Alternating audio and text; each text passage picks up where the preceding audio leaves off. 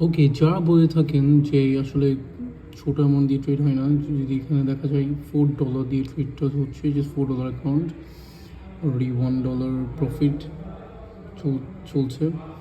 এখানে minimum target থাকবে হচ্ছে, আমি যদি দেখি এখানে পর্যন্ত যদি আমি টার্গেট রাখি তাহলে ডেফিনেটলি $7 $6 মতো টার্গেট থাকবে। আর স্টপ লস হচ্ছে only $3, I guess. So $3 against the 6, that's 1:2.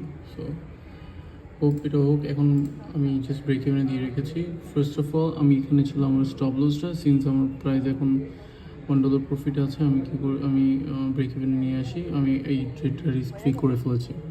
So এই জিনিসগুলো ইম্পর্টেন্ট, আসলে ব্যালেন্স ইম্পর্টেন্ট না, এটা আপনাদেরকে দেখানোর এই জন্যই যে আসলে ছোটো ব্যালেন্স না, যে কোনো ব্যালেন্সে আপনি ট্রেড করতে পারেন, এবং আপনার যদি মানি ম্যানেজমেন্ট ঠিক থাকে তাহলে ডেফিনেটলি আপনি এটা গ্রো করতে পারবেন।